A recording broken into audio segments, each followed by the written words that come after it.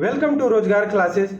आज की क्लास में हम करंट अफेयर्स पे चर्चा करेंगे जो कि आपके आगामी एग्जाम जैसे कि 67th बीपीएससी, 68th बीपीएससी या फिर यूबीपीसीएस का एग्जाम हो, कोई भी वनडे एग्जाम हो, उन सभी के लिए बहुत महत्वपूर्ण सेगमेंट है। इस क्लास का पीडीएफ जो है आपको डिस्क्रिप्शन बॉक्स में लिंक दे रखा है, वहां से आप डाउनलोड कर लीजिएगा। तो आइए आज की क्लास शुरू करते हैं। पहला क्वेश्चन है, राष्ट्रमंडल खेल 2022 में कितने खेलों को पहली बार शामिल किया गया है? तो ये दो खेल हैं, कौन कौन से हैं? महिला क्रिकेट और 3x3 बास्केटबॉल। महिला क्रिकेट और 3x3 बास्केटबॉल को पहली बार शामिल किया गया है। आपसे ये भी पूछा जा सकता है कि इसमें कितने खेलों को शामिल किया गया था? तो 20 खेलों को इसमें शामिल किया गया था। अगला क्वेश्चन है कि राष्ट्रमंडल खेल 2022 में भारत से सबसे युवा एथलीट कौन थे?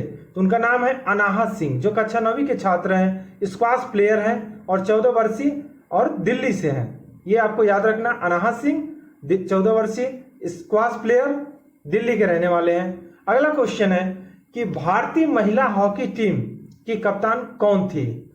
किसमें? तो कॉमनवेल्थ गेम यानी राष्ट्रमंडल खेल 2022 हुआ, उसमें हॉकी टीम की कैप्टन कौन थी? तो वो थी सविता।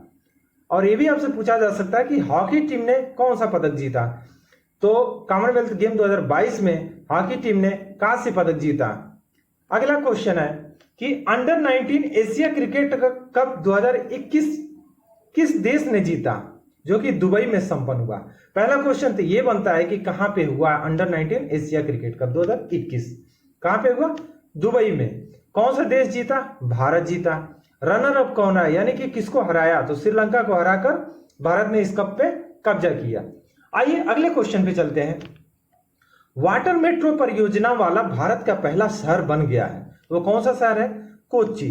कोच्चि जो है वाटर मेट्रो परियोजना वाला भारत का पहला शहर बन गया है, जिसको वाटर मेट्रो को मुजरिस नाम दिया गया है।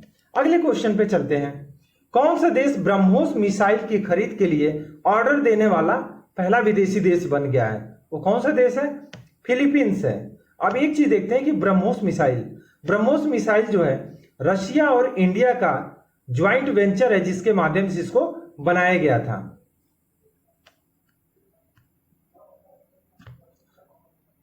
अगला क्वेश्चन है, एक चीज और देखते हैं। फिलीपींस की राजधानी पूछ सकता है आपसे, क्योंकि न्यूज में रहा है फिलीपींस की राजधानी मनीला है। इसकी मुद्रा अगर जो पूछ दे तो इसकी मुद्रा पेसो है। राजधानी मनीला, मुद्रा पेसो। आइए अगले क्वेश्चन पे चलते हैं।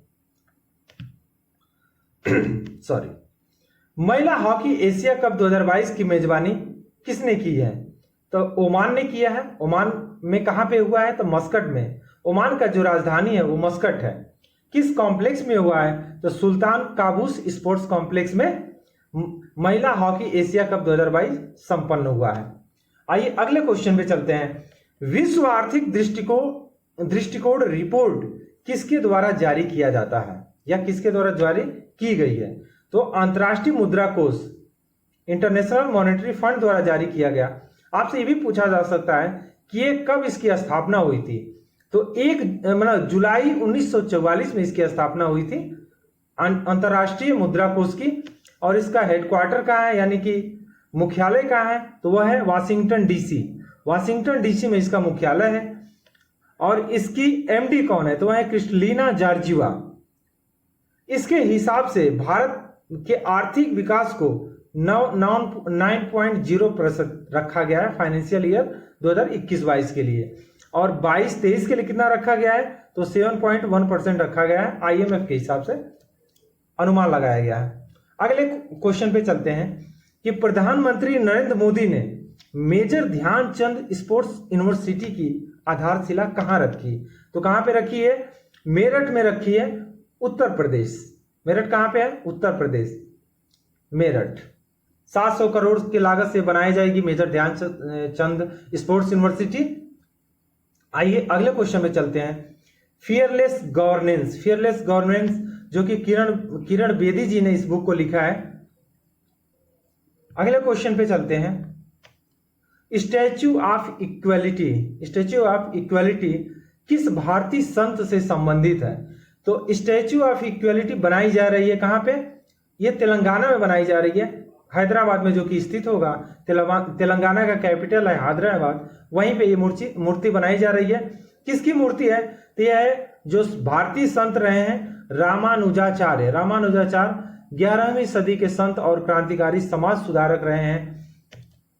रामानुजाचार्य की कुछ ये रचनाएं हैं, उसको देख लेते हैं। उनकी रचनाएं कौन कौन सी हैं? उनकी रचनाएं हैं वेदांत सूत्र है, गीता भाष्य है, वेदार्थ समग्र है, वेदांत सार है, वेदांत दीप आदि, ये सब उनकी रचनाएं हैं।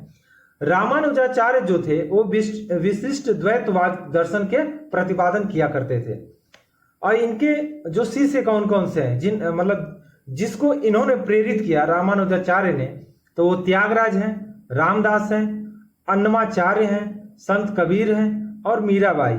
ये भक्ति मार्गियों को प्रेरित किए थे। किसने? रामानुजाचार्य। अगले क्वेश्चन पे चलते हैं। विश्व का नवीनतम गणराज्य, विश्व का नवीनतम गणराज्य कौन सा है? तो वो है, कौन सा है?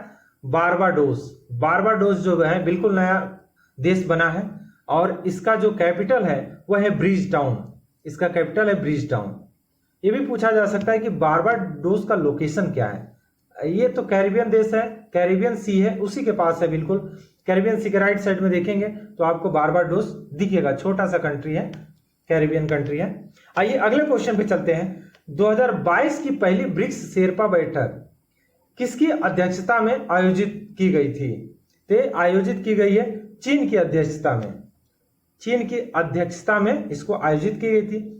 ब्रिक्स से रिलेटेड बहुत सारे इंपॉर्टेंट फैक्ट्स हैं, तो आइए इसको कवर करते हैं। पहले ब्रिक्स की जो उत्पत्ति हुई, जिम ओलिन ने एक रिपोर्ट जारी किया 2001 में, जिन्होंने सुझाव दिया कि ब्राजील, रूस, भारत, चीन, इनके पास अपरंपार संभावनाएं हैं विकास करने की, तो इनको एकजुट होकर एक ऑर्गेनाइजेशन बनाना चाहिए और डेवलपमेंट को आगे करना चाहिए।